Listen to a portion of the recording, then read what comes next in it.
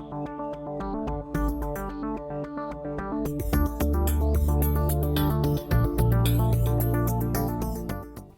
morning, good afternoon, good evening. Welcome to Late Night Learning. I'm your host, Dr. Anthony Palomba.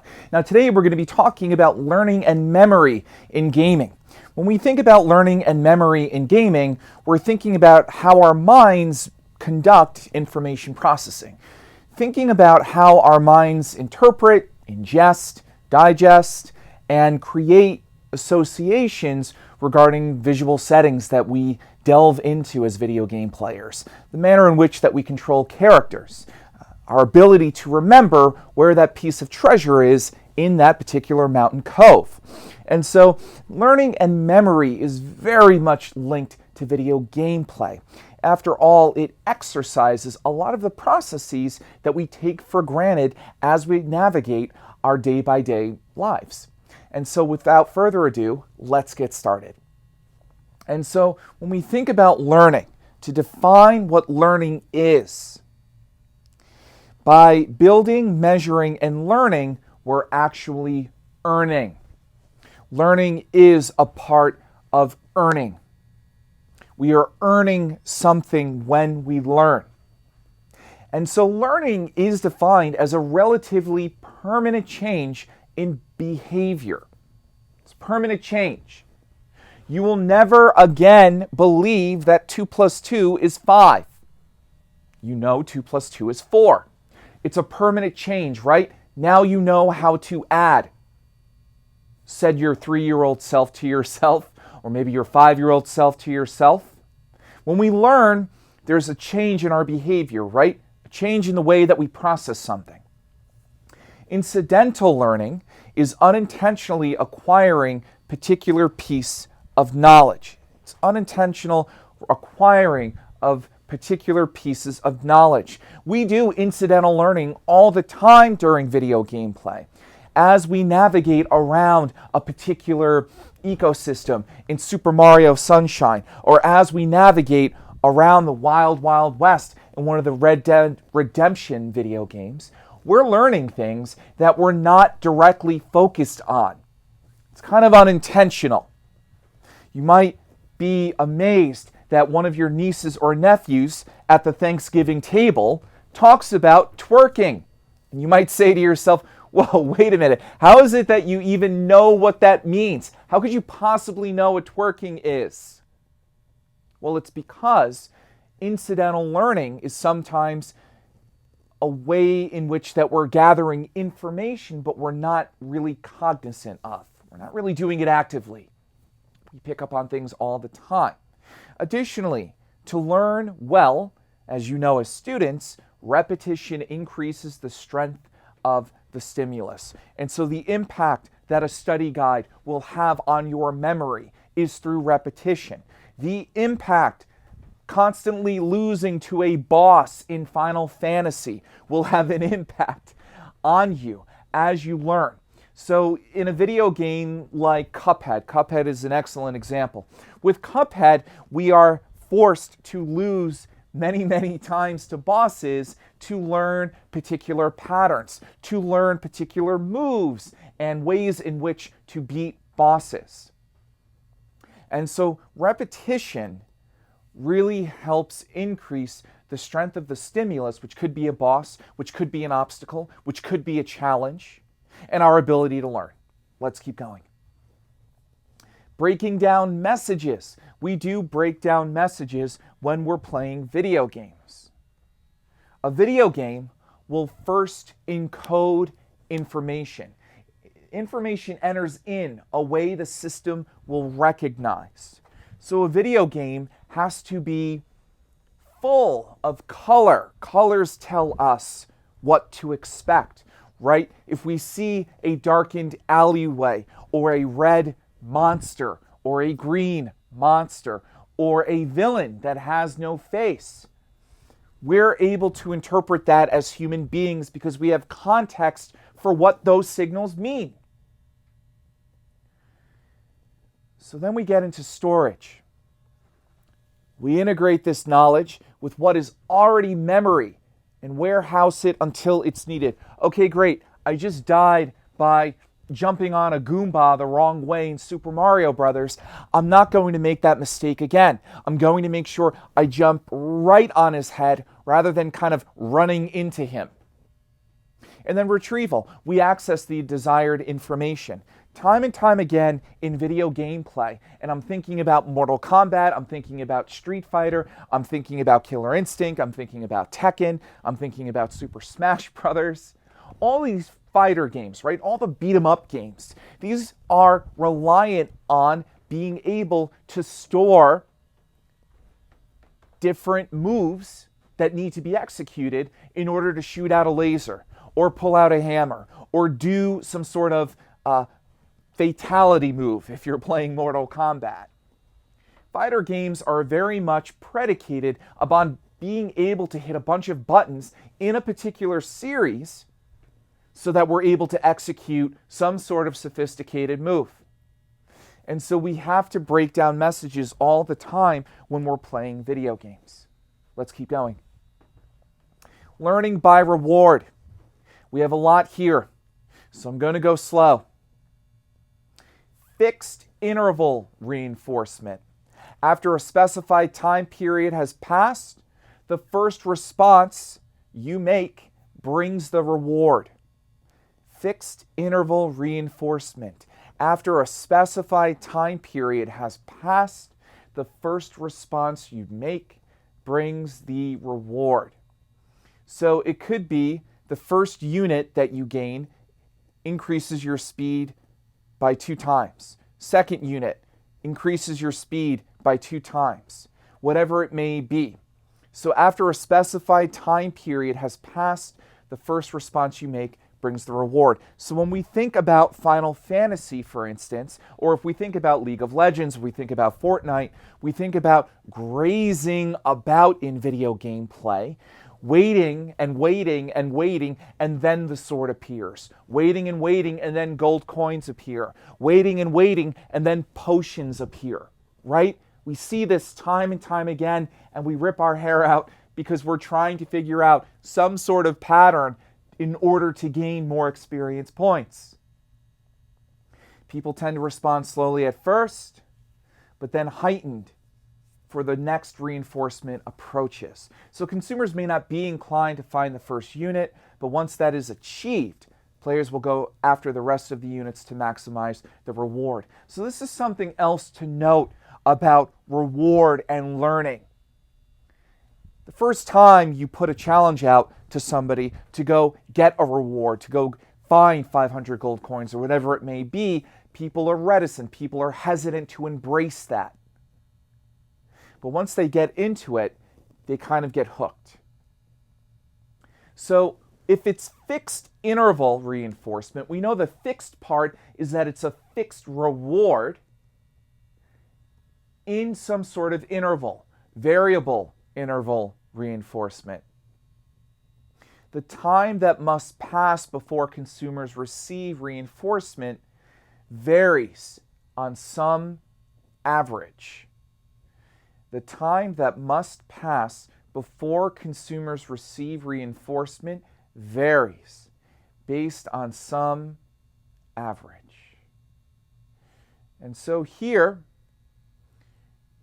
we still have the same kinds of rewards,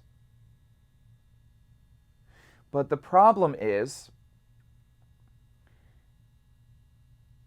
it's over some sort of average. And so here, if we think about Easter eggs in video games, Easter eggs are kind of everywhere, aren't they? Those of you who are not familiar with Easter eggs, these are hidden trophies, hidden pieces of information, hidden unlockable downloaded content. Easter eggs are little pieces of treasure, if you will, that are hidden throughout a game. No, often you don't need to find Easter eggs, but if you do, you will enhance your gameplay experience. And so time must pass before consumers receive reinforcement varies based on some average. Easter eggs don't always appear to us, right? They kind of come and go as the game progresses. That sword or that cartoon image of Cloud from Final Fantasy VII or that cartoon image of Scorpion from Mortal Kombat comes and goes. Fixed ratio reinforcement. Reinforcement occurs after a few responses, so consumers may make purchases with freemium games to earn rewards or upgrades. Each upgrade has a fixed ratio reward. 10 points for armor for each additional piece of armor worn in a battle. So here, it's a fixed ratio reinforcement. We know that if we do this, this, and this, we will get this. There's no average regarding time that has to elapse. Time doesn't matter for fixed ratio reinforcement. Time doesn't matter. It's fixed. For variable ratio reinforcement, reinforcement comes every so often. So if we think about gambling, there's no fixed amount of money to win or lose. But we know that we can keep playing and perhaps eventually win something. But it's not based on time, right? For fixed ratio and variable ratio, it's just the amount of times that you do something, something will eventually happen, right? If we go back to fixed interval and variable interval, it's kind of based around time passing. It doesn't really matter how many times you look for that Easter egg. Time just kind of has to pass. With fixed ratio and variable ratio, it's the amount of things you have to do in order to get something. Remember, with interval reinforcement, be it fixed, be it variable, time has to pass. For fixed interval, you get a fixed reward after time passes. For variable interval, you may get something after some time has passed. But with fixed ratio reinforcement, if you do A, B, and C, you will get 10 points always, whatever the designated amount is. And then with variable ratio, if you do A, B, and C, you will get something. Sometimes it's good, sometimes it's bad. That's why gambling is very much linked to that. Let's keep going. Learning at work. We learn at work all the time, don't we? So there is this process of gamification that has become very, very popular in workplaces.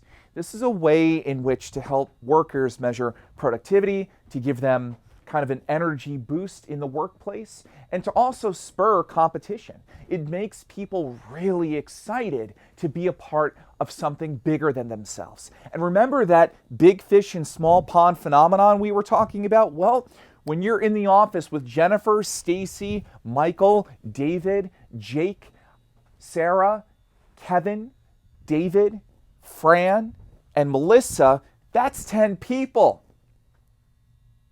Is that a small neighborhood? Yeah, it sure is.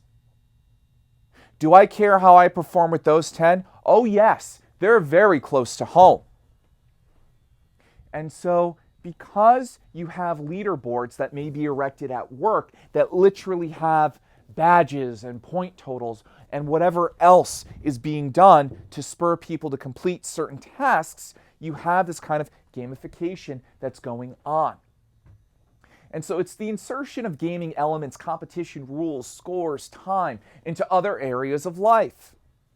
This has been adopted at businesses and other industries outside of gaming as a way in which to push productivity. It's a way in which to push productivity. Workers are rewarded with points and can compare their progress against others. What does this do for the firm? What does it do for its employees? If we think about this, it spurs, hopefully, healthy competition. It allows workers to understand that they can rise and fall. It may keep workers more accountable. and it may make going to work more fun,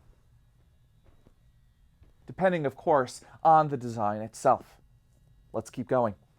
Operant conditioning in video games. Consumers may experience positive reinforcement by completing a particular level and earning money or points.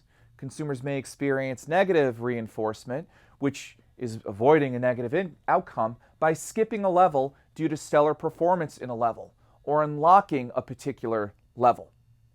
And so it depends upon how you want to encourage people to play your video game.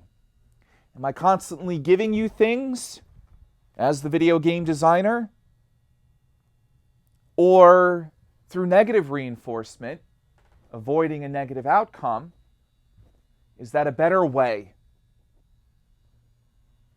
to get you to play a particular game, to get you to skip a level, to get you to unlock a particular level?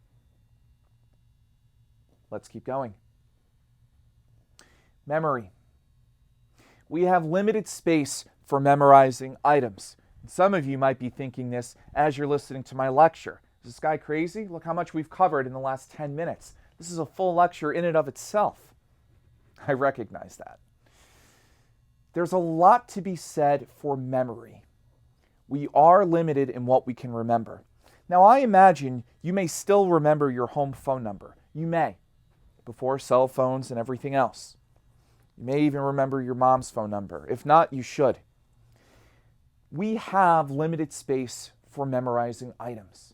And so when we think about the associative network memory model, we think about how we create memories, that we have these little nodules in our brains, in a conceptual sense, and we create associations based on what we consume as consumers.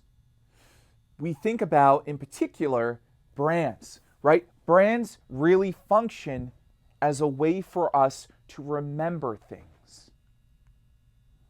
Super Mario doesn't really mean much to us until we know that it is branded and that its parent brand is Nintendo. By those elements, by those symbolic pieces of information, we can start to construct some sort of conceptual paradigm or profile for Nintendo. And we can carry that with us for the rest of our lives and make adjustments as we move along. Brand knowledge is comprised of brand awareness and brand image. So when we have brand knowledge of a video game, Call of Duty or Halo or any other video game, we're relying on brand awareness, being aware of the brand itself and its image, what it looks like, how it feels, what kind of impressions it's made on us. From here, we make brand associations. We make linkages here. Evaluation of memory is based on strength, uniqueness, and favorability toward the brand association. So if we have good feelings about Madden or NBA 2K or any of the other sports video games, we have really, really strong conceptual associations. Man, I can recall that brand without any trouble. But if it's unfavorable, we're less likely to remember it. And so this is what a lot of video game brand managers have to face every day. How do we ensure that our brand is at the top of mind for every consumer? How do we ensure that our brand sticks out from the competition? What is our unique value proposition? What are we ingesting into our own internal value chain to make sure that we're coming out with something better, flashier, enhanced, improved, worthy of consumers paying another $60 for? Let's keep going. Memory, ads, and video games. Violent video games have been found to inhibit brand recall, recognition, and attitudes. So here we have the Axe body spray placed in as a product placement in a video game. in a video game here. Action video games have been found to improve visual and attention skills, but we know that violent video games inhibit brand recall. Interesting. So we can have action video games, but if the action video game becomes violent, or perhaps too violent, we may inhibit consumers' ability to remember the brand and to recognize it, and then to formulate any kind of brand attitude. Now, some of you might be wondering why we're talking about brands so much, but let's take a step back and think about what we see in video games, particularly in sports video games. We know that Gatorade does product placement in sports video games. Snickers does as well. Sprint does as well. And there are countless other in-game product placements that companies are a part of. And so product placement in video games is extremely, extremely important to recognize here. It's most effective in aiding brand recall when the object is big and visible. Definitely not invisible. When the object is big and visible, such as a BMW car. We know that Mario did this in a recent Mario Kart video game installation. But smaller objects, cell phones or soda, are better in billboard placements in video games. So the size of the brand placement is really, really critical to the overall video game experience. You want to be sure that your brand is visible. You want to be sure that the characters in the video game either interact, are near, hold, or do something with the brand itself. Let's keep going. Cognitive development and memory boosting. Video games can aid in improving attention, memory development, and preservation of memory. And so your grandmother, who may be suffering from Alzheimer's, and I'm sorry to hear that, she may very well do better and be better and feel better if she's engaging in video games. Now, not just any video game. I don't think Call of Duty is going to help her. But I do think puzzle games, I do think games that are meant to stimulate cognitive functions in the brain are very, very useful and can really, really help people preserve their memory and their development and improving attention. In particular, spatial memory, the recorded memory that we use for our own internal cognitive maps, is very, very crucial to us as a species. After all, we have to remember where Marillac Hall is on the St. John's University campus. We have to remember where Weimer Hall is at the University of Florida. I have to remember where Newhouse is at the Syracuse University campus. I have to remember all of these things. And so we walk around with cognitive maps. Even if you hadn't been to the Palisades Mall here in Nyack, New York for a while, if you've been there 2 or 3 times, you have a general sense of the layout. You may even remember where some of the stores are. Oh, that's right, TGIF and the Yardstick, they're all upstairs. I think they're all the food court, restaurants and everything like that. I think everything is upstairs, even if I don't exactly remember where everything is. And so video games test our ability to do this, and they also work to enhance it. After all, if we're playing Zelda, if we're playing Mario, if we're playing any kind of RPG even, we have to remember where items are. We have to remember where worlds are. We have to remember where bosses are. It's possible to improve cognitive function through video gameplay. This has been found time and time again. We know that we've seen doctors, pilots, and military personnel play video games. Yes, believe it or not, these men and women in these particular vocations or jobs have been practicing on video games. And so for military personnel, they may be able to practice shooting or military strategies, or it may serve as a therapeutic device for those who may be suffering from PTSD. For those who are pilots, flying a plane is very scary, and there's a lot of pressure and responsibility on pilots. There are flying simulations that aid pilots in being able to make better decisions in the air. And of course, for surgeons, you can practice surgery now through video games. Being able to twist and manipulate your hands, making real-time decisions is a way in which to help train and reinforce confidence into upcoming surgeons. Executive functions, attention, task switching, multitasking, may be enhanced regardless of the kind of video game play. It doesn't matter if you're playing puzzles. It doesn't matter if you're playing shooter games. It doesn't matter if you're playing sports games.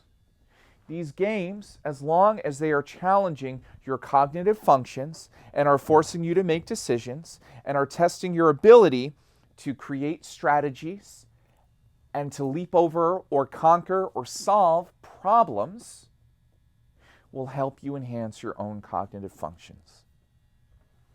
Are there limits with this? Of course there are limits with this. If you are in fact interested in enhancing your own ability to think, if you're interested in improving your own cognitive functions, I highly recommend games like Brain Age, which I do play, in which you have puzzles, you have tasks, you have other things that help you improve your own cognitive abilities. Video games are like anything else that we ingest. If you're going to eat carrots and celery and fruits and vegetables, excellent. But we know too much of that can actually wind up having harmful consequences. It's important to drink a lot of water in life, but if we drink too much, we can actually hurt ourselves by doing so. And so with video gameplay, obviously you want to be deliberate in the kind of video game that you play. You also want to be sure that you're playing the kind of video game that has these kinds of properties. Again, I would point you in the direction of Brain Age games in particular. There are other similar puzzle teasers and similar kinds of video games that are out there that will help you improve memory, hand-eye coordination, and other kinds of skill sets. As we can see with video gameplay, learning and memory are very much tied to the overall video gameplay experience. Whether we have fixed interval ratio involvement in video gameplay or variable ratio involvement in video gameplay, we have a lot going on when we think about how we learn, when we think about anticipating rewards. Sometimes when we're thinking about how we get what we get, that is the first step in learning and memory. We may not remember something if we're not given a reward. Otherwise, why remember it, right? We know that when we go to grandma's or grandpa's, we're going to get cookies. That's worth remembering. That's worth learning. In fact, it's worth to learn the process so well that you want to make sure that you call grandma and grandpa every other day or whatever it may be to stimulate that process. When we're playing Final Fantasy, when we're playing Fortnite, the same rules apply. We're out there to learn patterns, and we're out there to figure out, is this fixed? Is this varied? Is it ratio-based? Or is it interval-based? How much time has to pass? Or is it a matter of me doing things? Do I have to do A, B, and C, and then bam, it's done? Okay, maybe that's ratio. Or do I kind of have to let time pass? It's more of an interval-based mechanism for rewarding people. But when we do this as video game developers, we're able to get a sense of how we can inspire people to keep playing, how we want them to learn, and how we want them to remember certain portions of the video game itself. Well, that's all the time we have on Late Night Learning. As always, keep laughing and keep learning.